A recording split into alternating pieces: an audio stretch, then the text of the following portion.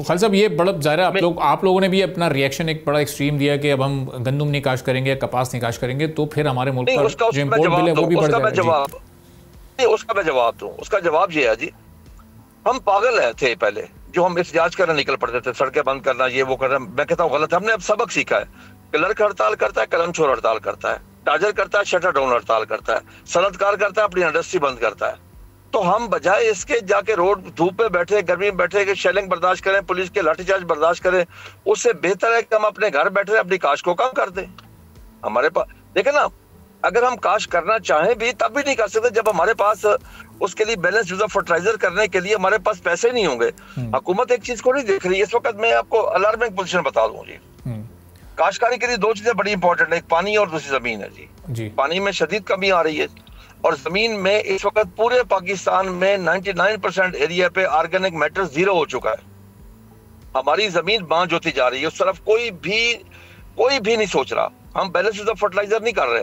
ये सब अगर काश्तकार के पास पैसे नहीं है तो सूरत हाल ये है कि आपका यूरिया का जो इस्तेमाल है वो बहुत कम हो गया। नाइट्रोजन का इस्तेमाल 13 लाख टन फालतू पड़ी है। पिछले साल हमने 2 लाख टन बाहर से इंपोर्ट भी की थी, तब भी यूरिया खाद नहीं मिल रही थी। 1500 2,000 रुपए तक बैग ब्लैक हो रहा था।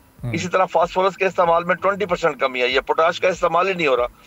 अगर हम बैलेंस यूज ऑफ फर्टिलाइजर नहीं करेंगे, अपनी जमीन का तजिया करवा के उसका इलाज नहीं करेंगे, जमीन मां है जी। अगर वो सेहतमंद नहीं होगी तो आपकी पैदावार कहां से आएगी? आप आबादी में हर साल एक नया न्यूजीलैंड या सिंगापुर ऐड कर रहे हैं, हर साल एक मुल्क जितनी आबादी ऐड कर रहे हैं। और एग्रीकल्चर में क्या ग्रोथ है? पिछले साल हमने ग्रोथ दी। ग्रोथ देने की वजह, गंदम तमाम फसलों का इंजन है जी, तमाम फसलों का। अगर हमें 2 साल पहले गंदम का रेट 3900 मिला तो उससे अगले साल हमने आपको ग्रोथ दी एग्रीकल्चर की 6.25 की। पिछले साल अगर हमें रेट नहीं मिला तो एग्रीकल्चर की ग्रोथ जो हुकूमत नहीं बता रही किसी को, वो -10 है। -10।